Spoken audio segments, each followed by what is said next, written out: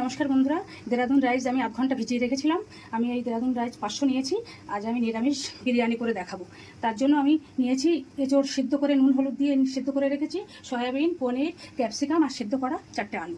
এগুলো আমি ভেজে নেব।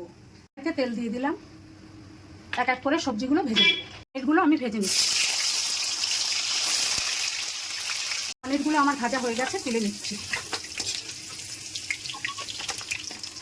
সয়াবিনগুলো ভেজে নিচ্ছি, এঁচোড়গুলো ভেজে নেব। পনির সয়াবিন ভেজে নিয়েছি, আলু ক্যাপসিকাম আর এঁচোড়টা ভেজে নিয়েছি।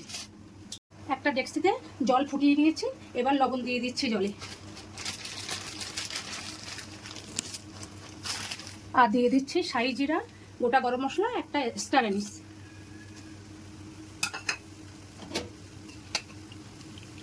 রাইসটা আমার হয়ে গেছে, 90% সিদ্ধ করে নিয়েছি। এবার জল ঝরিয়ে নিচ্ছি। একটা কড়াই বসিয়ে দিয়েছি, একটু সাদা তেল দিলাম আর একটু ঘি। একটা বোলের মধ্যে টক দই একটু ফেটিয়ে দিয়েছি। এবার এর মধ্যে দিয়ে দেব লঙ্কা গুঁড়ো, জিরে গুঁড়ো, ধনে গুঁড়ো আর একটু হলুদ। বিরিয়ানি মশলা দিয়ে দিচ্ছি, রোজ ওয়াটার দিচ্ছি, একটু কেওড়া ওয়াটার দিচ্ছি।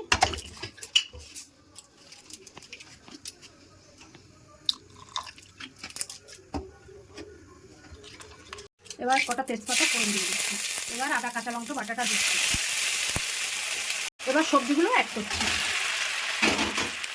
দিয়ে দিচ্ছি সয়াবিনগুলো, পনিরটা একটু শেষে দেবো। পনিরগুলো দিয়ে দিলাম, আর দিয়ে দিচ্ছি যে মশলাটা করে রেখেছিলাম।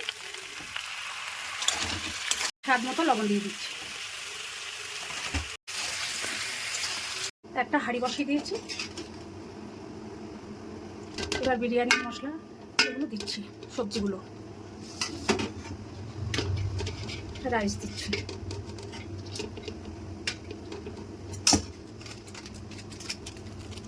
বিরিয়ানি মশলা দিচ্ছি একটু।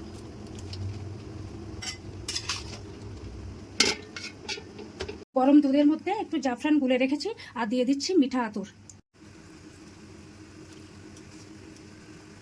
দিয়ে দিচ্ছি ঘি আর একটু বিরিয়ানি মশলা। একটা ডেক্সিতে জল গরম করে নিয়েছি, স্টিমে হতে দেবো 20 থেকে 25 মিনিট। ঢাকা দিয়ে দিচ্ছি। 25 মিনিট হয়ে গেছে, আমি ঢাকনাটা খুলে নিচ্ছি। ভেজ বিরিয়ানিটা রেডি। আপনারা এইভাবে অবশ্যই বাড়িতে বানিয়ে খাবেন। দেখুন কত সুন্দর ঝরঝর হয়েছে, খুব সুন্দর হবে আশা করি খেতে। আর আমার ভিডিওটা যদি ভালো লাগে লাইক কমেন্ট শেয়ার করবেন, আর একটা সাবস্ক্রাইব